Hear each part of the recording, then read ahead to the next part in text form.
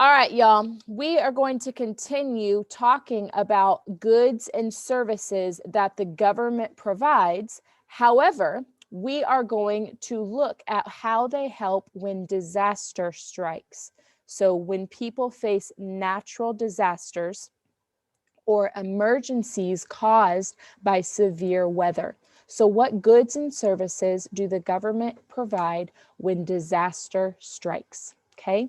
Remember, we've been answering the question of why do we need the government? You're going to see some great examples today of why we need the government for when we are in disastrous situations caused by natural disasters. Okay. That is your social studies focus. Your reading focus is being able to ask and answer questions to show that you understand a text. So not only will you be answering questions that have been written for you, you will be writing your own questions about a text as well, like you're the quiz makers, okay? So how does the government help when disaster strikes? We're going to watch this video, and when we're done, I want you to discuss the problems natural disasters cause that needs to be fixed. So look at the video and what problems do you see that need to be fixed? Okay, what problems are going on? So here is our video. It's made it clear that the best... And I will skip the ad. There we go. Alrighty, so again, this is short, but I want you to see what problems need to be fixed. Right now, I'm already seeing a problem. The problem is the road is flooded and they can't drive. That's a problem. So you're going to look for examples of problems from these natural disasters. Okay, here you are.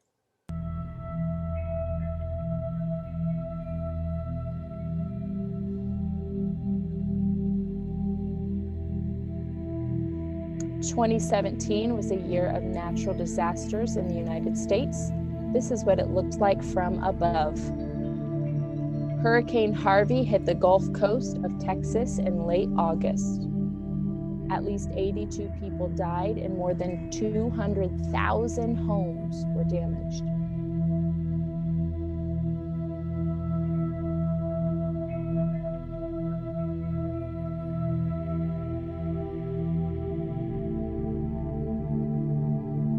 I'm seeing another problem here on the road, on the sides of the streets.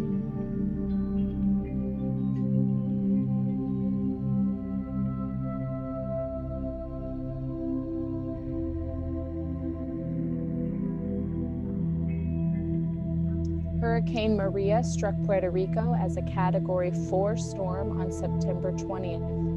Millions across the island lost power.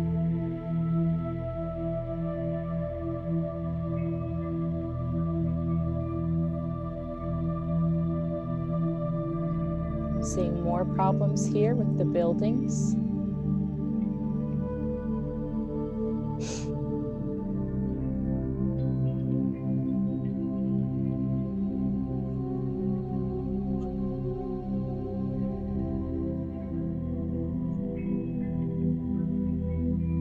This is footage of California. In early October, more than 20 fires burned over 200,000 acres in California. I'm definitely seeing more problems here.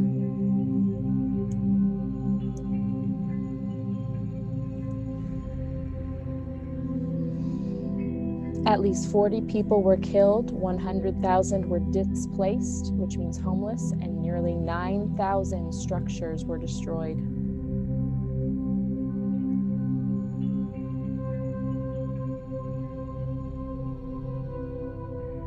This is a neighborhood. You're seeing a neighborhood right now, what is left of it.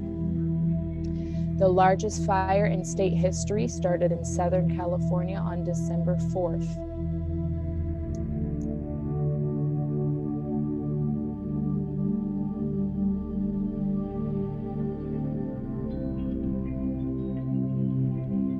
It has scorched over 270,000 acres and at least 1,000 structures.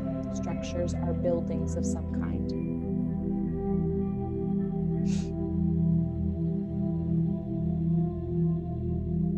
Okay. The question that you were asked to focus on was, what problems do you see that came from natural disasters? So what problems did you see that need to be fixed? Okay, I'm going to send you into some breakout rooms for you to discuss what problems do you see that need to be fixed. Hi there. If you are just joining us, I totally forgot to record or hit the record button for the section we talked about. So if you would please look at the instructional slides 1 through 6, you're going to see examples of problems that are caused by natural disasters. You will also then see 2 slides, one about an organization called FEMA, and 2, an organization called the American Red Cross, that explains how the government comes in to help when we experience natural disasters. Right now, students are in breakout rooms to discuss the answer to, what is the government's plan to help Fargo, North Dakota prepare for the floods? In your ad response, you'll notice that there's an article about Fargo, North Dakota expecting floods. And we're answering the question, how does the government provide services to help North Dakota be ready for these floods? I'll turn it back on when they get back.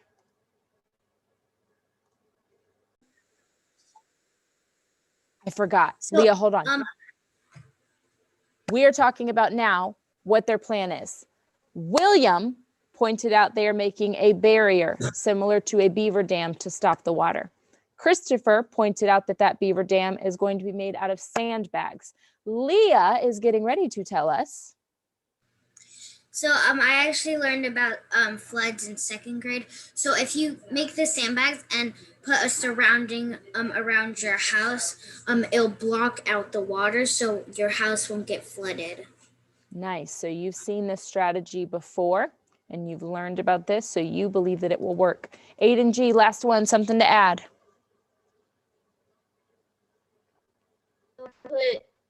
To build a wall to keep out the water from the city. Yes, so they're going to plan or expect. Go ahead, because why? To put the sandbags up, the city would stay dry and the water would just hit the sandbags and make the sand wet. Yes. So one thing that we're starting to understand is they're going to expect where the water's going to go. We think the water's going to go here. Let's protect it. So not only does that keep the water out of where they want protected, but it also makes the water go away from the city. So they're almost creating like a river with the sandbags to get the water out so that the flood does not affect areas where people are living. Okay, very good. Let's continue reading on. Again, you are thinking about what services did the government provide to help prepare for the flood. You just came up with quite a few here. We're going to start on paragraph 2. Please track with your eyes following along. More than 8,000 volunteers. Guys, that's a lot of people. Our school isn't even 1,000 kids. So it would be like 9 or 10 of a full Indian Creek. It's a lot of people. More than 8,000 volunteers worked for 16 days. That's half of a month. The workers included middle school and high school students. They filled almost 2 million sandbags. Jack Burns worked several days. As a student in this city, I feel a responsibility to help, Burns said. Citizens have responsibilities. The volunteers were being good citizens. Let's go on to paragraph 3. The National Weather Service was right. In April, the Red River rose. This caused flooding in the area around Fargo. People used the sandbags to build walls. The walls helped keep the water from rushing in. As a result, no homes or businesses were badly damaged. Look at that, guys. Their plans worked. Because the government and citizens worked together, the city of Fargo was safe. Nice. So it took both communities working together, the government and the people who lived in the city. They had to come together. The question that you are getting ready to answer in your breakout room is, what services did the government provide to help prepare for the flood? Okay, think about the resources that the people used. Where did they get those? Think about what they did. How did they get it done? Okay, so what services did the government provide to help prepare for the flood? You are going to answer this question in a complete sentence.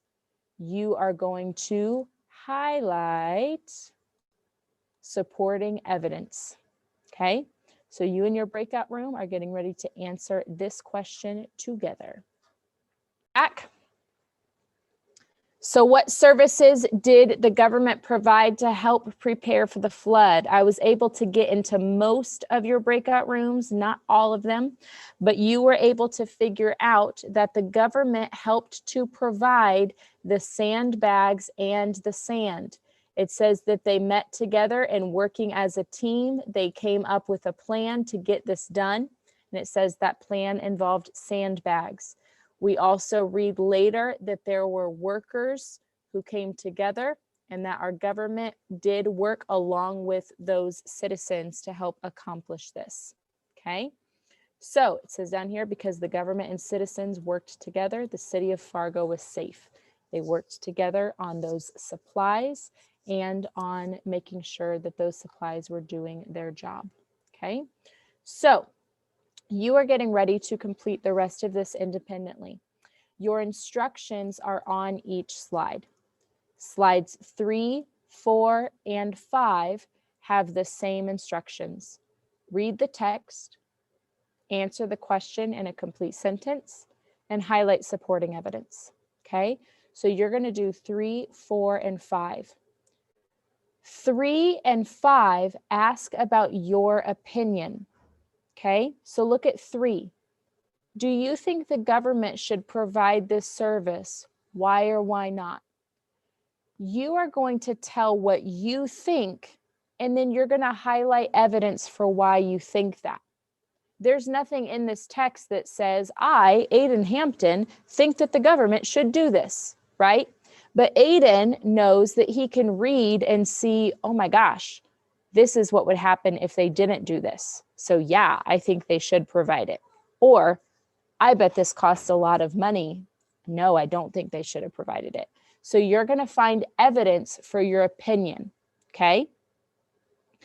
Then on slide 6, your directions change. Did I record? I did record. Okay, good. All right, slide 6. Read the text. Type a question you can answer about the text. So you're going to type a question with an answer that you can touch on the screen. Okay, then you will type the answer to that question in a complete sentence. All right, you're going to highlight supporting evidence. So an example, and this is my example, you may not take it, is where was the flood going to be? You may not do this question. You have to have a different question. But if I were to write the question, where was the flood going to be?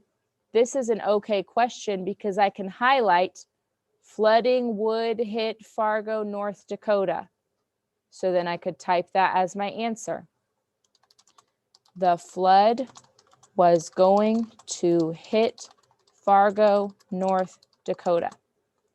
Okay, so I came up with a question that I can touch and answer to. I came up with my answer in a complete sentence.